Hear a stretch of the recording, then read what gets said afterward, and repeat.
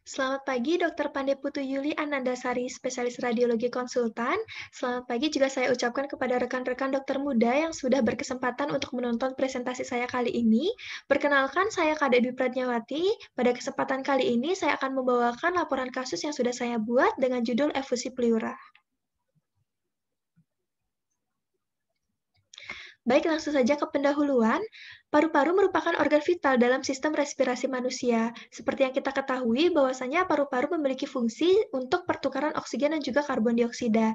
Nah, dalam menunjang fungsi tersebut, tentu paru-paru ini dibantu oleh beberapa komponen penting. Nah, salah satu komponen yang penting adalah pleura. Nah, pleura ini merupakan suatu lapisan yang melapisi paru-paru itu sendiri. Salah satu abnormalitas yang dapat kita lihat pada pleura yaitu adanya abnormalitas pada rongga pleura yang sering kita sebut dengan efusi pleura. Nah, semakin berat kondisi efusi pleura, maka semakin tinggi mortalitas yang kemungkinan terjadi jika tidak segera ditangani. Oleh sebab itu, maka penting halnya kita mengetahui lebih lanjut terkait dari efusi pleura itu sendiri.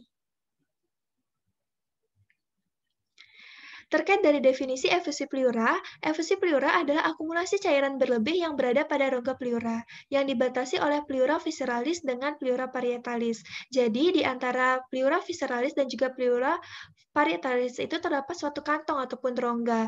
Nah, dan di sana pada keadaan normal memang berisi cairan, kurang lebih 5-10 ml pada orang dewasa.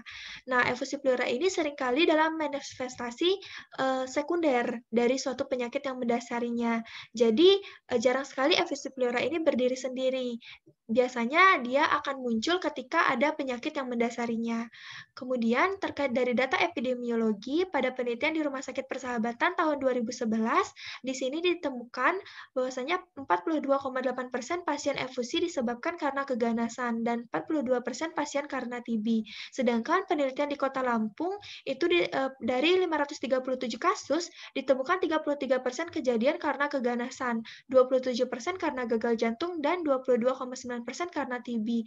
Nah, hal ini eee, sebagai salah satu hal yang membuktikan bahwasannya memang benar efusi pleura ini merupakan manifestasi sekunder dari suatu penyakit dan memang jarang sekali terjadi dan berdiri sendiri. Baik, ini terkait dari anatomi pleura itu sendiri. Nah, pleura merupakan membran serus kontinus yang dibentuk oleh pleura visceralis dan pleura parietalis. Nah, di antara pleura visceralis dan juga parietalis tersebut ditemukan adanya rongga ataupun yang sering kita sebut dengan pleural cavity. Antara pleura visceralis ataupun sering disebut sebagai pulmonary pleura ini, dia terdapat pada ataupun melekat pada permukaan paru-paru. Sedangkan pleura parietalis itu melekat pada dinding toraks, mediastinum, dan juga diafragma. Dapat dilihat pada gambar. Nah, terkait dari patofisiologi efusi pleura ini terjadi karena ketidakseimbangan antara produksi dan pengeluaran cairan pada rongga pleura.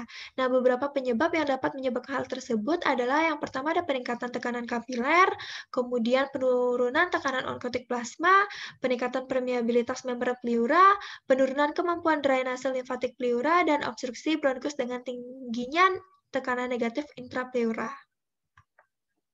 Nah, ini dia pathway yang dapat kita lihat terkait mekanisme dari terjadinya efusi pleura. Yang pertama yaitu infeksi. Nah, seperti yang kita ketahui, jika terjadi suatu infeksi dalam jaringan pada tubuh kita, maka di sana akan terjadi suatu proses peradangan. Jadi antibodi akan menuju ke sana dan akan terjadi suatu proses peradangan. Kemudian akan terjadi peningkatan permeabilitas vaskuler dan nantinya cairan pada vaskuler itu akan menuju ke interstisial. Jadi hal inilah yang akan menyebabkan terjadinya efusi pleura. Kemudian yang kedua adanya penghambatan drainase limfatik. Jika terjadi hambatan drainase limfatik maka akan terjadi peningkatan dari tekanan kapiler paru. Nah, karena tekanan kapiler paru ini meningkat, akan terjadi peningkatan dari tekanan hidrostatik maka akan terjadi transudasi cairan. Dan inilah yang akan menyebabkan terjadinya efusi pleura.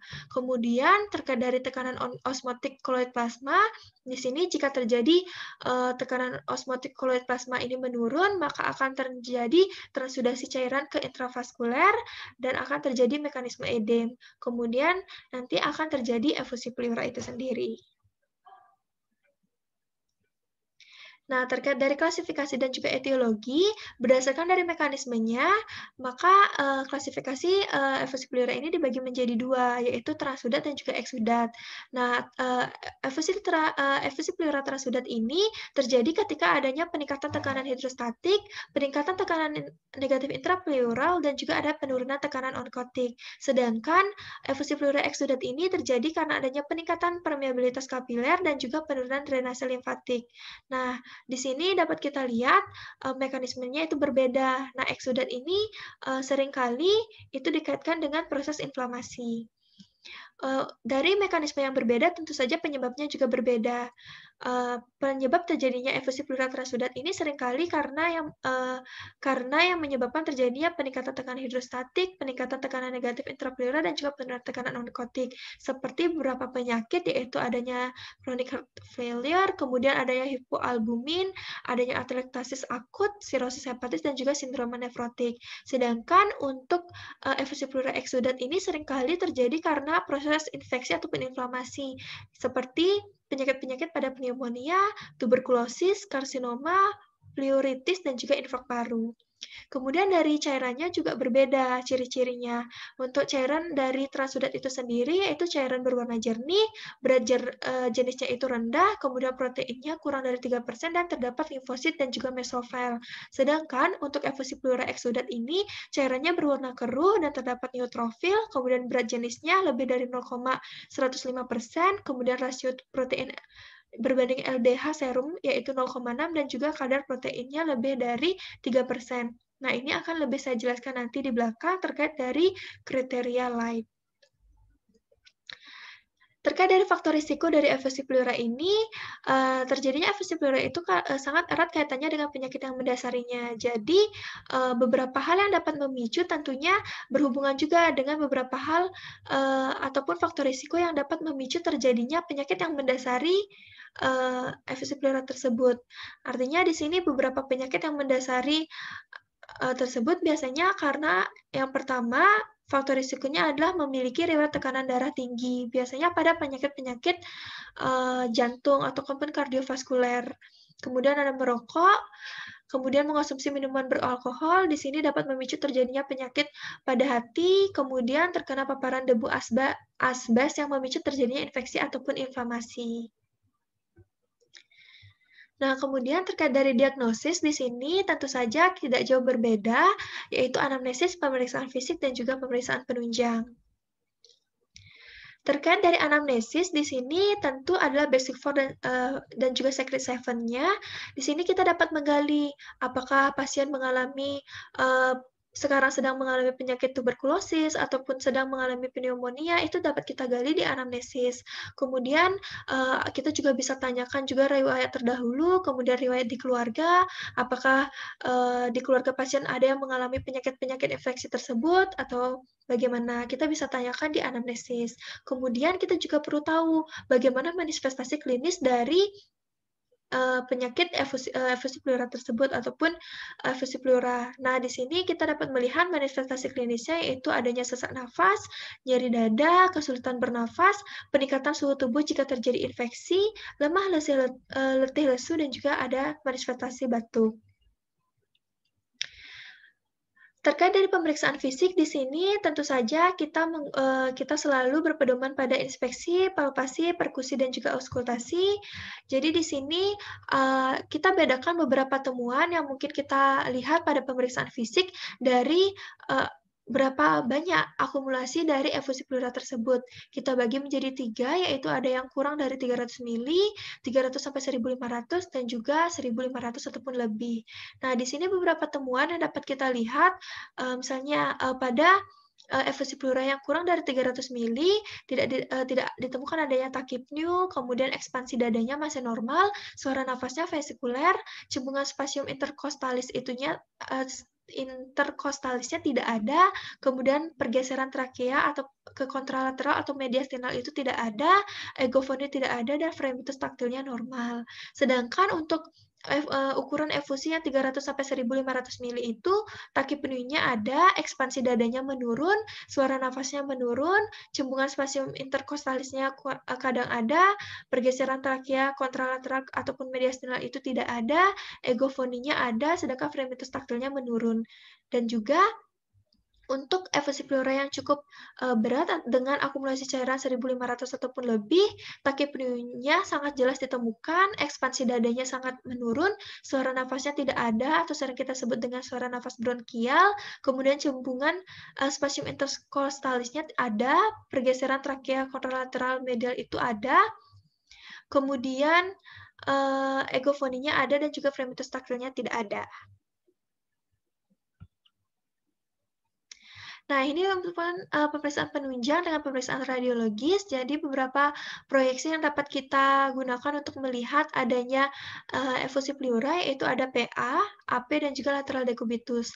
Pada proyeksi PA yang dapat kita lihat adanya opasitas homogen dengan costal phrenicus angle-nya itu tumpul dan juga kita dapat melihat adanya meniscus sign. Nah, meniscus sign itu merupakan gambaran yang menyerupai diafragma yang meninggi pada efusi pleura subpulmonum. Nah, di sini biasanya pada proyeksi PA itu kita dapat melihat adanya efusi pleura jika ada minimal cairan 200 sampai 300 cc. Sedangkan untuk proyeksi AP, di sini temuannya adalah densitas hemitoraks yang lebih tinggi daripada sisi kontralateralnya. Sedangkan untuk lateral decubitus di sini kita dapat melihat adanya opasitas di sepanjang sisi lateral hemitoraks, yaitu efusi pleura yang minimal. Jadi di sini biasanya lateral decubitus ini untuk mendeteksi adanya efusi pleura minimal, yaitu minimal adanya 60 cc. Ini beberapa gambar yang dapat melihat beberapa contoh efusi pleura. Di sini kita dapat melihat adanya sinus phrenicus costalisnya tumpul, kemudian ini pada gambar lateral decubitus kita dapat melihat adanya opasitas pada efusi yang minimal, kemudian ini dia gambaran meniscus sign pada efusi pleura masif hemitoraks kanan. Baik, selain pemeriksaan radiologis, kita juga bisa melakukan pemeriksaan analisis cairan, di mana cairan dapat diambil dengan prosedur torakosintesis. Di sana kita bisa analisis, kemudian kita bisa lihat dengan kriteria light bahwasanya yang disebut sebagai efusi bersifat eksudatif itu bila memenuhi satu atau lebih kriteria, di mana yang pertama adalah rasio konsentrasi protein total berbanding total protein serum cairan pleura, yaitu lebih dari 0,5.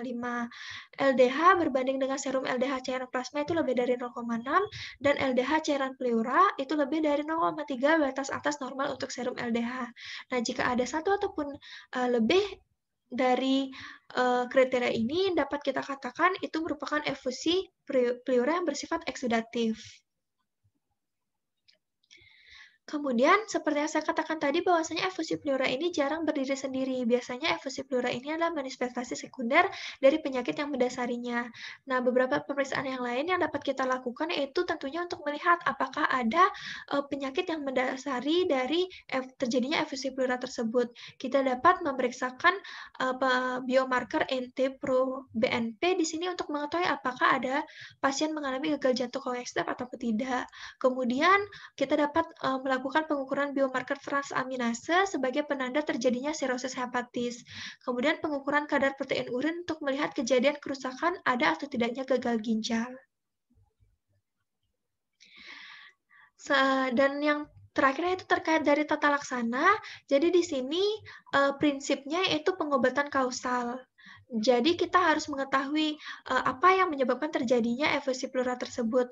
Maka kita dapat mengobatinya. Jika terjadi efusi pleura dengan pneumonia yang mendasarinya, kita bisa mengobatinya dengan antibiotik. Begitu juga jika ada efusi pleura dengan TB yang mendasarinya, kita bisa memberikan pengobatan TB. Nah, pada kondisi gawat darurat ataupun efusi pleura masif, tentu hal yang paling penting yang kita harus tangani yaitu ABC-nya, RW, breathing, dan juga sirkulasinya. Kita pastikan ketiganya clear. Kemudian, efusi pleura ini erat kaitannya dengan kegawat daruratan breathing. Jadi, ketika terjadi suatu kegawat daruratan, maka kita bisa lakukan prosedur torakosintesis. Jadi di sini prosedur untuk mengeluarkan dari cairan tersebut dari rongga pleura. Kemudian kita bisa memasangkan WSD atau water salt drainase, dan juga kita bisa memberikan obat-obatan pleurodesis. Nah, selain itu juga kita dapat bisa memberikan tata laksana, yaitu berupa pemberian oksigen nasal kanul 2 liter per menit, kemudian kita bisa memberikan terapi cairan berupa normal salin, kemudian dia tinggi protein. Seperti yang saya katakan tadi, salah satu penyebabnya bisa karena hipoalbuminemia, sehingga menyebabkan penurunan dari tekanan onkotik plasma dan menyebabkan terjadinya efusi pleura itu sendiri. Maka di sini diberikan diet tinggi protein. Kemudian kita bisa memberikan analgetik, kemudian bisa berikan antibiotik broad spectrum jika kita curiga ke arah infeksi yang menyebabkan terjadinya efusi pleura tersebut. Nah, di sini salah satu yang dapat kita pilih bisa ciprofloxacin ataupun ceftriaxone. Baik, itu merupakan tinjauan pustaka terkait dari efusi pleura. Selanjutnya di sini saya akan melaporkan dari kasus yang saya dapatkan pada saat jaga terkait dari efusi pleura.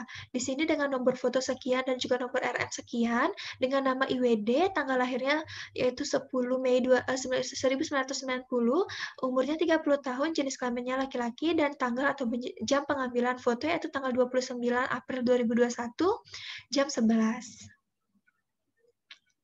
Di sini klinis pasien yaitu pasien datang ke UGD dengan keluhan sesak nafas. Kemudian dilakukan pemeriksaan vital sign dan didapatkan hasil pemeriksaan tekanan darahnya yaitu 130/80 mmHg.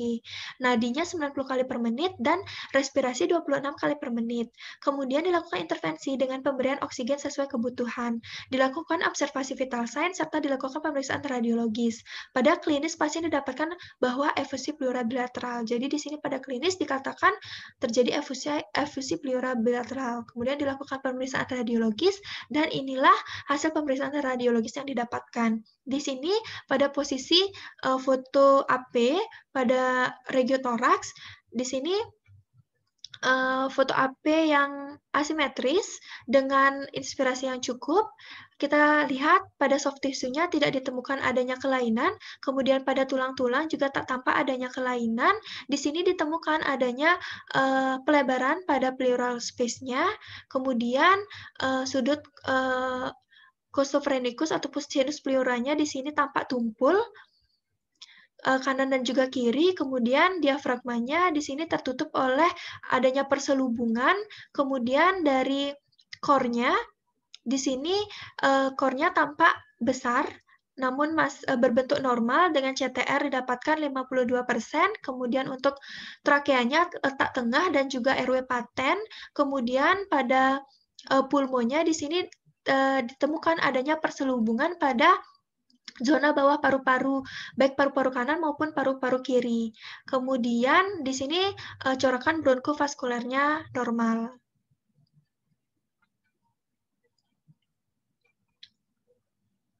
Dari foto toraks tersebut, di sini ditemukan kesannya yang pertama adalah pneumonia, kemudian efusi pleura bilateral, dan juga core tak tampak kelainan. Jadi di sini kemungkinan besar efusi pleura bilateral tersebut disebabkan karena adanya pneumonia, sehingga menyebabkan terjadinya efusi pleura bilateral. Nah, efusi pleura ini kita dapat katakan efusi pleura karena tadi gambaran dari sinus pleuranya itu tumpul dan core tak tampak kelainan. Jadi tadi kesannya membesar karena memang foto yang diambil yaitu foto dengan proyeksi AP. Baik, ini merupakan kesimpulan dari laporan kasus hari ini, yaitu efusi pleura adalah akumulasi cairan berlebih pada rongga pleura. Rongga pleura dibentuk oleh pleura parietalis dan juga pleura visceralis yang pada normalnya memang berisi cairan dan dalam jumlah sedikit untuk mengurangi gesekan pada saat bernafas. Efusi pleura dapat terjadi karena peningkatan tekanan kapiler pulmonal, penurunan tekanan onkotik plasma, peningkatan permeabilitas membran pleura, penurunan kemampuan drainase limfatik pleura, dan obstruksi bronkus dengan tingginya tekanan negatif intrapleura. Berdasarkan mekanisme tersebut, efusi pleura dibagi menjadi efusi pleura transuddat dan efusi pleura eksudat. Dalam mendiagnosis efusi pleura, perlu dilakukan anamnesis, pemeriksaan fisik, dan pemeriksaan penunjang. Untuk penata laksanaan efusi pleura dapat dilakukan dengan cara pengobatan kausal, torakosintesis, pemasangan WSD, dan juga pleurodesis pada kasus-kasus emergensi. Baik, sekian yang dapat saya presentasikan. Terima kasih banyak atas perhatiannya dan mohon maaf jika ada salah-salah kata. Selamat pagi.